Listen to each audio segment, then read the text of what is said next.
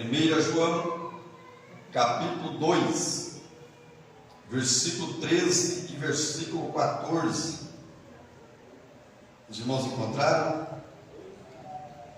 1 João, capítulo 2, versículo 13 e 14, é escrito assim: Pais, escrevo-vos, porque conhecestes aquele que é desde o princípio. Jovens, escrevo-vos, porque venceste o maligno. Eu vos escrevi, filhos, porque conhecestes o Pai. Eu vos escrevi, pais, porque já conhecestes aquele que é desde o princípio.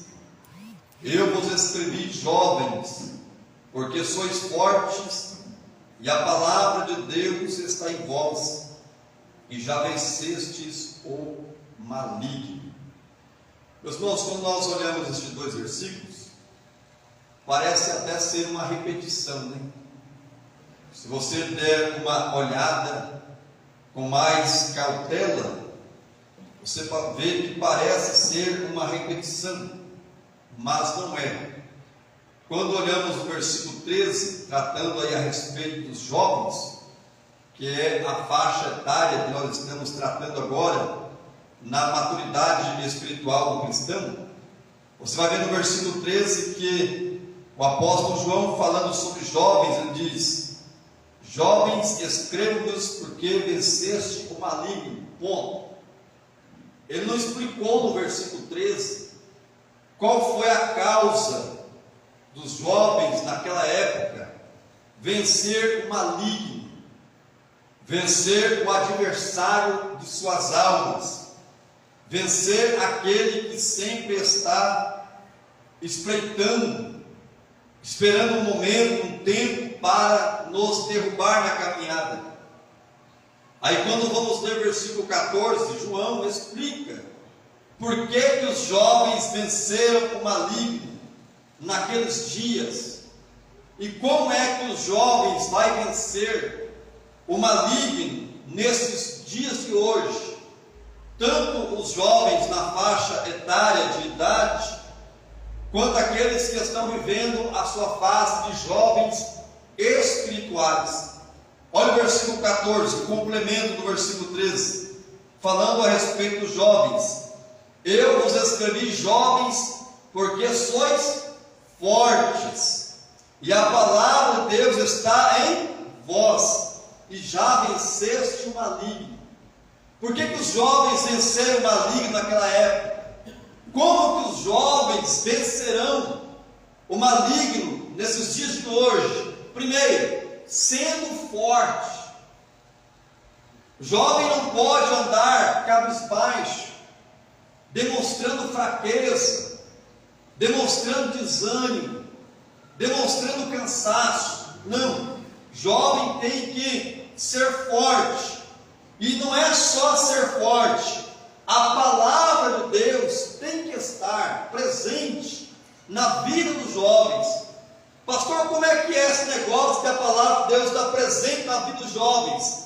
Está na prática da palavra, obedecendo a palavra, obedecendo as direções da palavra de Deus. Somente assim os jovens vão conseguir vencer o maligno. Já falamos um pouquinho sobre as crianças espirituais, falamos também sobre os adolescentes espirituais, e no último culto de ensino passado começamos a falar sobre os jovens espirituais. Interessante que quando nós estamos tratando sobre a maturidade espiritual do cristão, maturidade é a fase adulta, é o tempo onde nós já temos uma habilidade adquirida para podermos ajudar os demais. Mas para nós chegarmos à fase de adulto, temos que passar pelas fases que antecedem a mesma, até chegarmos lá na maturidade que Deus quer que cada um de nós venhamos a alcançar.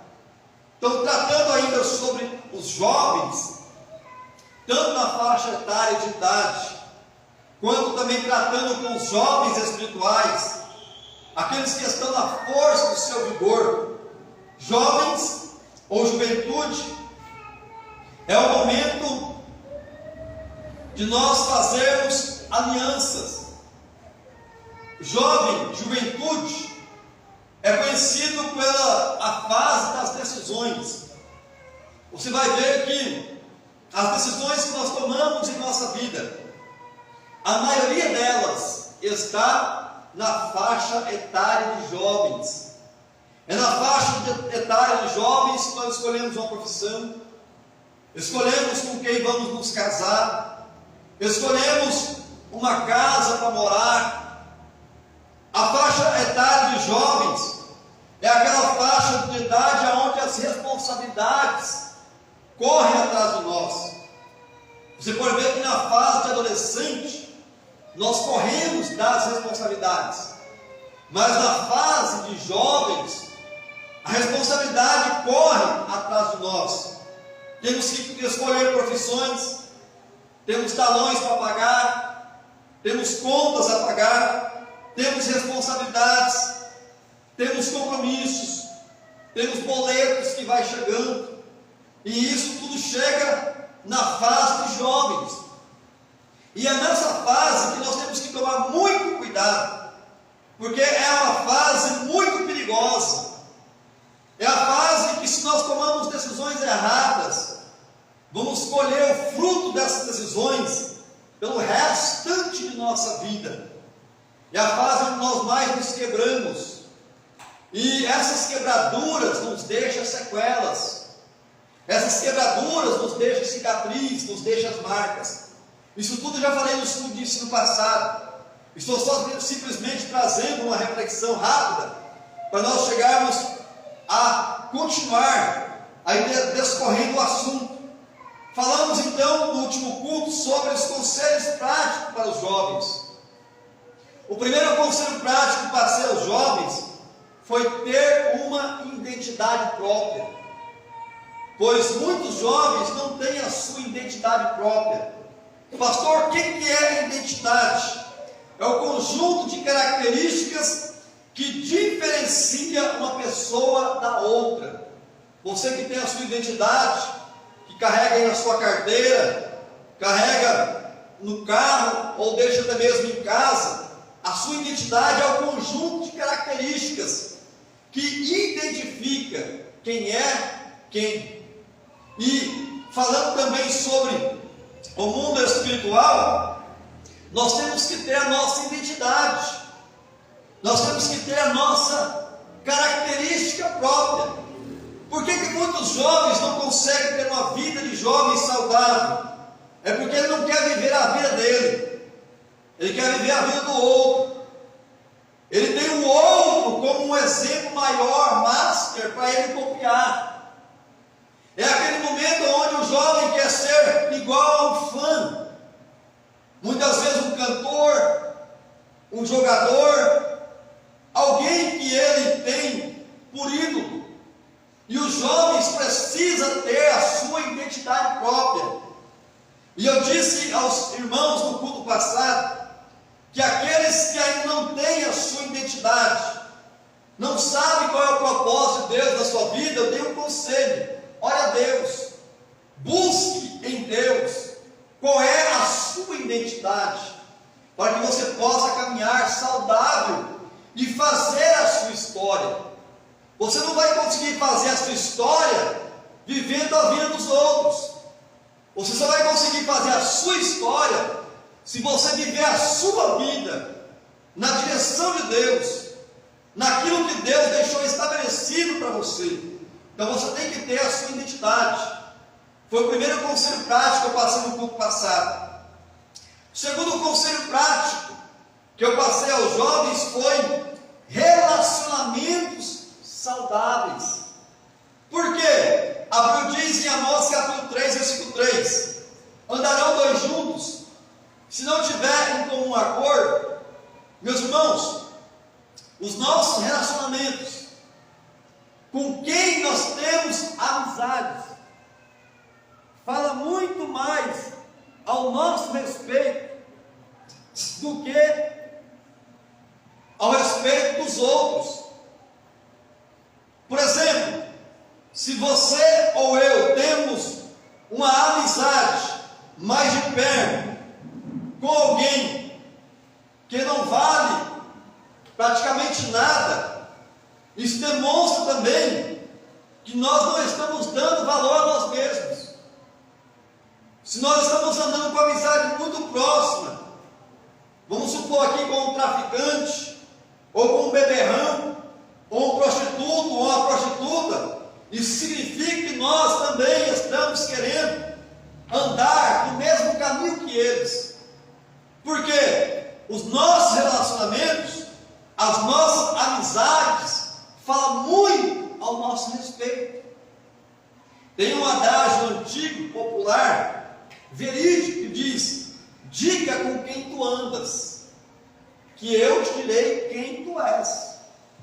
Não adianta então nós dizermos que somos bons, que somos corretos, que somos sinceros, que somos justos, se nós só andamos com estelionatários, só andamos com trapaceiros, com aqueles que não querem nada com nada. Então, se nós somos umas pessoas boas, queremos ser cada dia melhor, nós temos que selecionar as nossas amizades, selecionar com quem nós vamos nos relacionar. Muitas pessoas estão sendo influenciadas a caminhos ruins por causa de amizades. Ei, ou nós influenciamos, ou somos influenciados. São as nossas amizades que nos moldam, são as nossas amizades que Deus, quando está na orientação de Deus, que nos ajuda a edificar a nossa vida cada dia mais.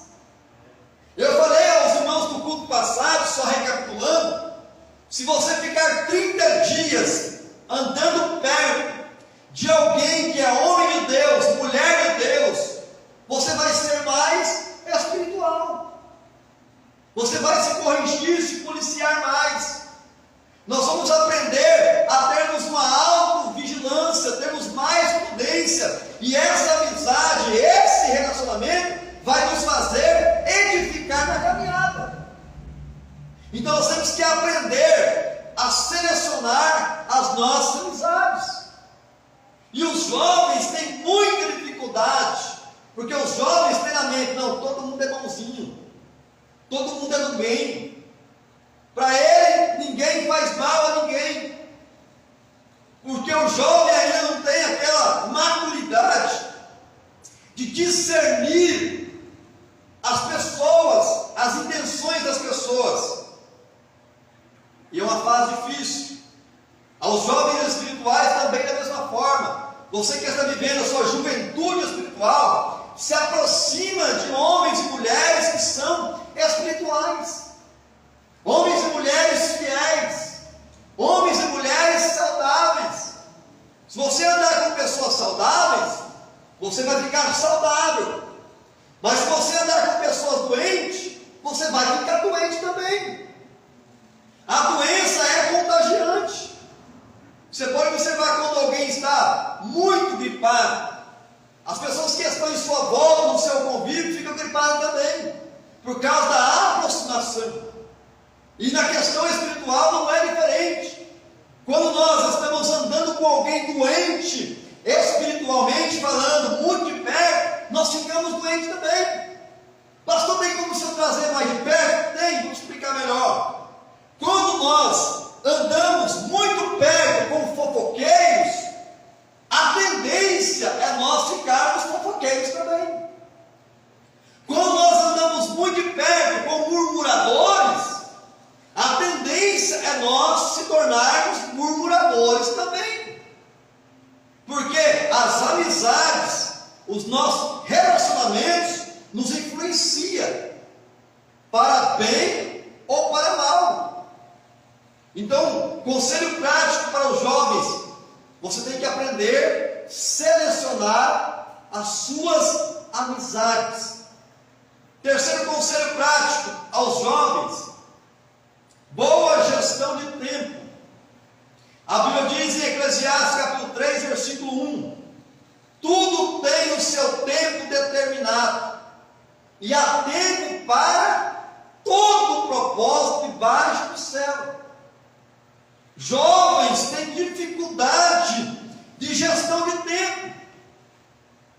você aperta ele para um compromisso, fazer alguma coisa, principalmente para a obra de Deus, a resposta mais rápida que ele dá: não tem tempo. Isso mostra que não aprendeu ainda a administrar o tempo. Isso mostra que a pessoa não tem uma boa administração. O dia é composto de 24 horas. O dia é composto de 1440 minutos. O dia é composto de 86.400 segundos. E nós muitas vezes dizemos: não tem tempo. Quando nós abrimos a boca, sem muitas vezes querer encaixar aquele propósito para nós tentarmos exercer ou executar, e nós abrimos a boca muito rápido e dizemos: não tem tempo, para mim não dá. Significa que você é um mau administrador. Não aprendeu a administrar o tempo. Eu vou dizer um negócio aqui para você, observe bem. Por que Deus só chama aqueles que estão trabalhando? Por que Deus não chama ociosos? Pastor, o que é uma pessoa ociosa? Por que Deus não chama preguiçoso? Por que Deus só chama aquele que está ocupado? Porque aquele que está ocupado, mesmo ele estando muito ocupado, se você colocar alguma coisa na mão dele para ele fazer a obra de Deus, ele faz.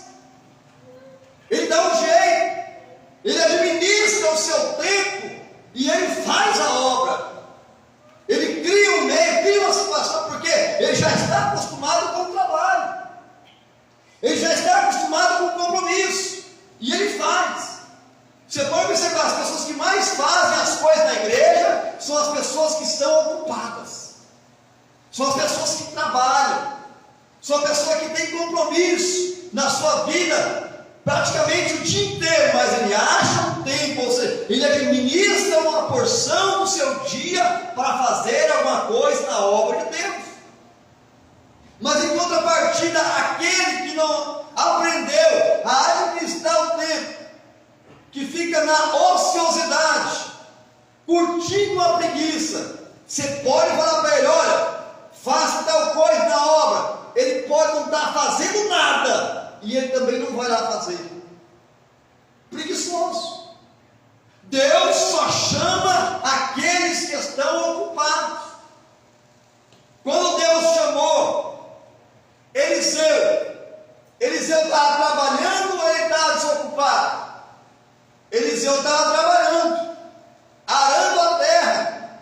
Elias passou, lançou-lhe a capa e disse a ele: segue, que ele seguiu. Matou os bois, queimou as tralhas e foi fazer a obra. Todos os homens que você vê na Bíblia estavam trabalhando. Até Davi, o rei de Israel, estava trabalhando aonde? Cuidando das ovelhas do pai. Mesmo sendo poucas, como seus irmãos faziam questão de dizer que eram poucas ovelhas, mas ele estava cuidando. E Deus estava vendo ele cuidando das ovelhas do pai dele, com carinho, com dedicação, com zelo, porque uma certa feita chegou um urso e ele não deixou levar a ovelha embora, lutou com o urso, matou o urso. Depois veio um leão, da mesma forma, lutou com o leão, matou o leão, cuidando ali, trabalhando, cuidando das ovelhas do pai. E Deus, vendo tudo, chamou ele para a obra. Então não pensa você que Deus vai chamar desocupado. Deus só vai chamar aqueles que estão trabalhando. É por isso que Deus muitas vezes pega alguém que está cuidando de uma empresa, ou alguém que mexe na área de construção civil, ou alguém que tem alguma outra profissão, e ele chama para a obra, e a pessoa tem que obedecer, acatar a direção de Deus, porque senão a consequência vem, e vai fazer a obra, e Deus vai cuidar da vida dele ou dela. Aí muitas vezes nós, quando Deus chama alguém, né, e alguém muito ocupado, fala assim: por que Deus não chama fulano de tal? Olha o tanto de tempo que ele tem. Por que Deus quer chamar logo eu, que estou ocupado, trabalhando? Por que não chama aquele lá que não está fazendo nada? Porque se Deus chamar o que não está fazendo nada, ele só vai vir ocupar espaço na obra e não vai fazer nada também. É assim que acontece. Então eu digo aos jovens, tanto na faixa etária de idade, quanto também aos jovens espirituais, aprenda a gerir seu tempo. Administra seu tempo. Quem não tem tempo para fazer a obra de Deus é porque até agora não aprendeu a administrar o tempo. Ei, e deixa eu dizer um negócio aqui para nós. Vai chegar o dia que Deus vai requerer de nós todo o tempo que nos deu. Aonde é que nós gastamos ele? No que nós dedicamos o tempo? 24 horas do dia, 1440 minutos no dia, 86.400 segundos por dia. Agora você multiplica a pessoa vivendo aí mais ou menos aí uns 50 anos, 60 anos de vida. Olha quanto tempo teve. E nós vamos ter que prestar conta do tempo que Deus deu. Tem gente que não consegue tirar nem o dízimo do dia para fazer alguma coisa no reino de Deus. Não consegue tirar um tempo para orar, não consegue tirar um tempo para jejuar, não consegue tirar um tempo para ler a Bíblia, não consegue tirar um tempo para ir nos mutirões, não consegue tirar um tempo para ir para o evangelismo, não consegue tirar um tempo para ir para fazer missões, não consegue tirar um tempo para poder vir limpar a igreja, não consegue tirar um tempo para fazer alguma coisa no reino de Deus, não consegue. Falta de administração do tempo. Então tira, porque na cabeça de alguns já está no subconsciente, não tem tempo. Se alguém falar para fazer alguma coisa para a obra, ele nem pensou direito, nem calculou o que vai fazer, ele já diz, não tem tempo. Mal administrador. Porque aquele que aprendeu a administrar o tempo, coloca Deus em primeiro lugar, seu reino também. Porque a Bíblia deixa muito bem claro para mim e para você, para nós buscarmos em primeiro lugar o reino dos céus e a sua justiça, e todas estas demais coisas serão acrescentadas. Então vamos lá. Quarto conselho prático aos jovens. Eu quero andar um pouquinho rápido ainda nessa noite, vou encerrar jovens hoje. No próximo culto nós vamos começar a falar sobre os homens de Deus, as mulheres de Deus, aqueles que já têm maturidade. Aí você vai ver, nem todos que estão na igreja é homem de Deus, nem todos que estão na igreja é mulher de Deus, ainda são crianças, adolescentes ou jovens. Tudo se ensina aqui, meus irmãos, é só simplesmente para nós discernirmos aonde nós estamos, qual faixa etária, espiritualmente falando, nós estamos vivendo. Quarto conselho prático aos jovens: boa saúde mental e espiritual. A Bíblia diz em Romanos capítulo 12, versículo 2: e não vos conformeis com este mundo, mas transformai-vos pela renovação do vosso entendimento. Os jovens, tanto na faixa etária de idade, quanto os jovens espirituais, têm dificuldade em ter saúde mental. Você pode observar, os nossos jovens hoje, falando no sistema global, a maioria deles estão doentes. Os pensamentos deles são maus. Os pensamentos deles são ruins. São jovens depressivos. São jovens maldosos.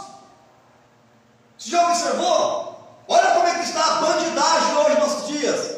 Qual é a faixa de idade que está tendo mais violência? Na juventude. Por quê? Doentes mentais.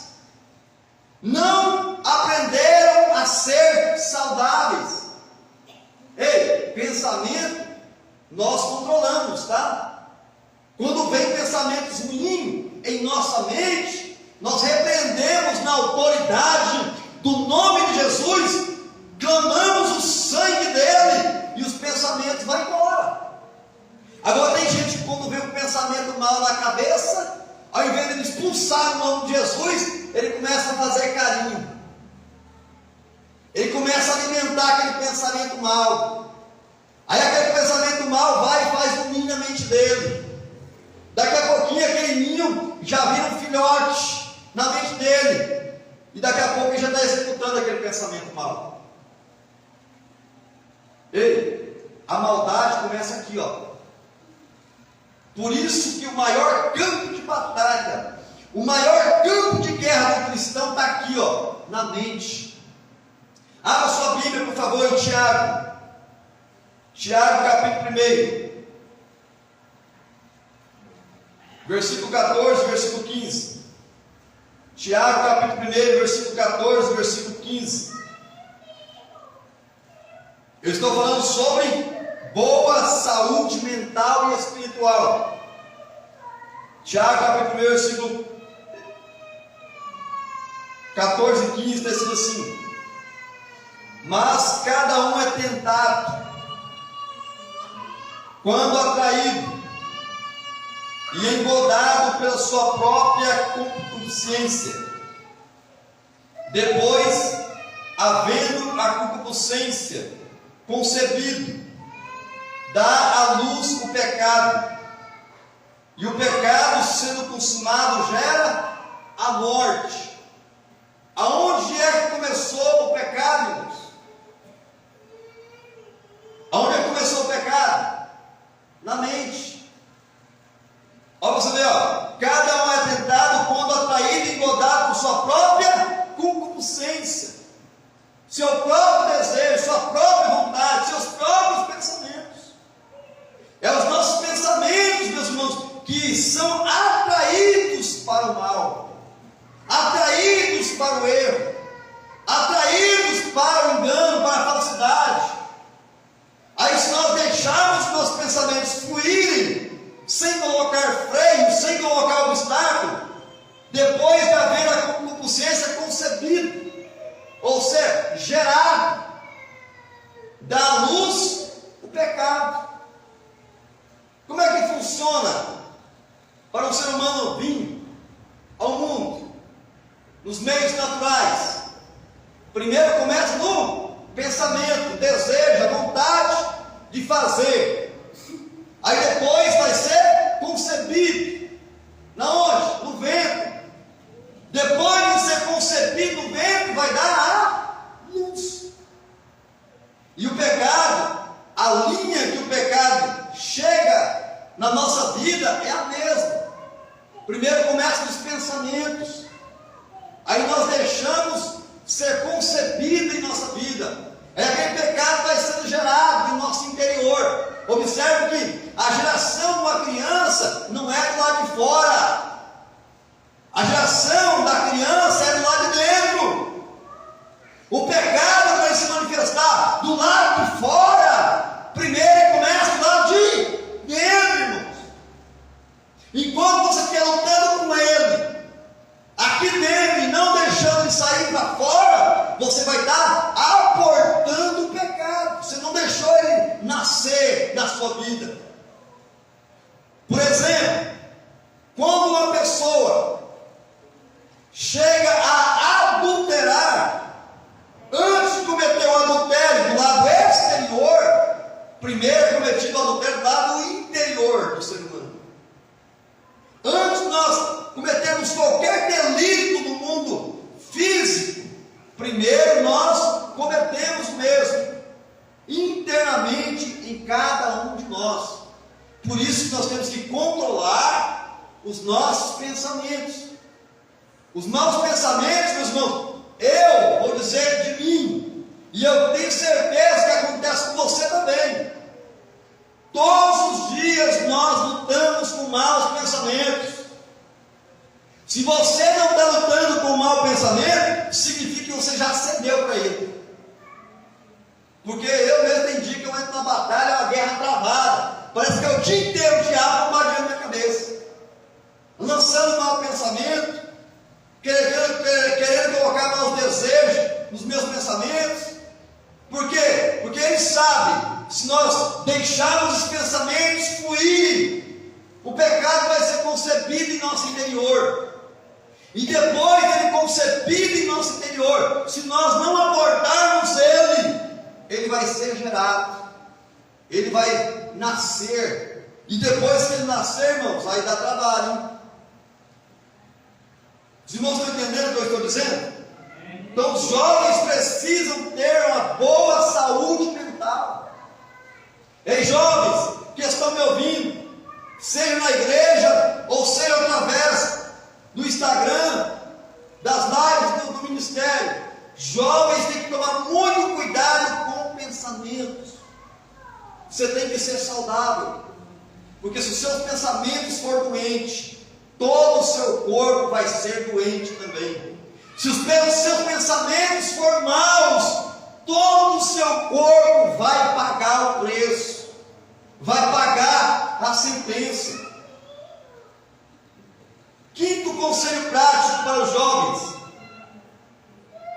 boa gestão financeira.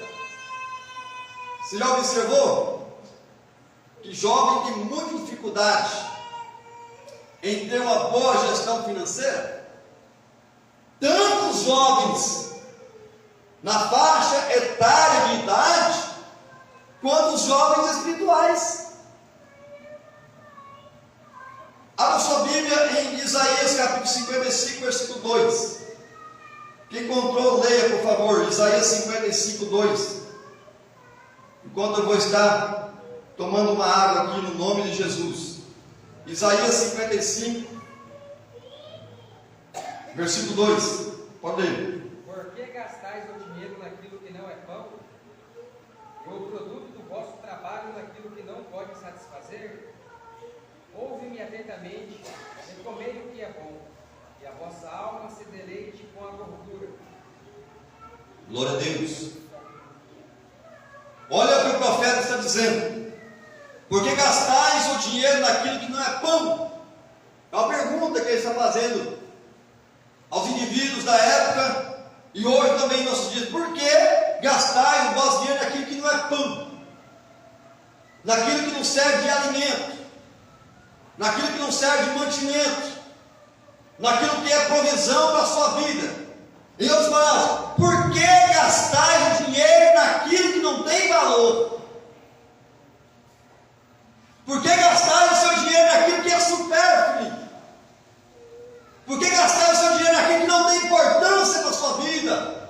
Não tem importância para a sua família?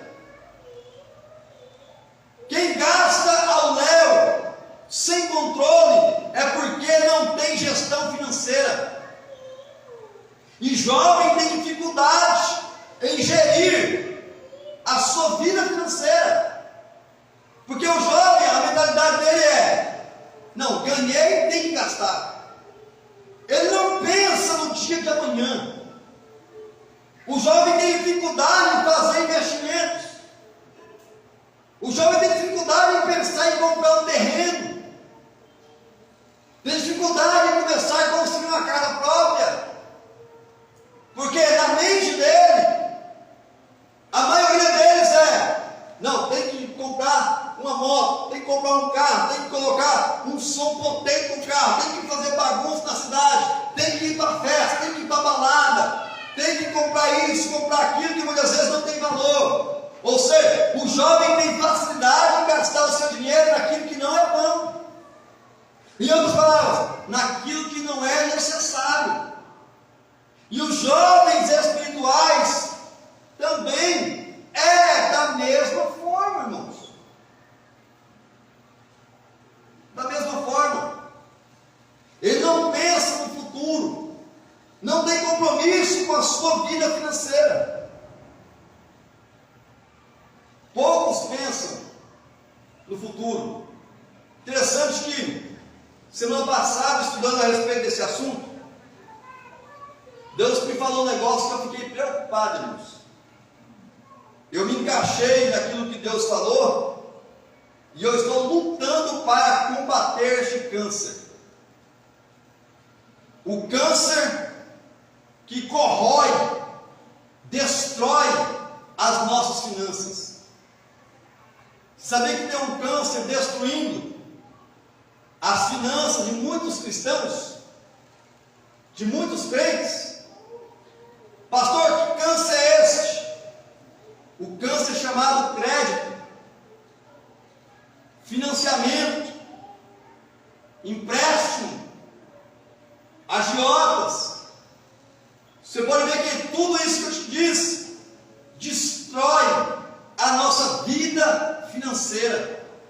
Nós não conseguimos ter uma vida financeira saudável.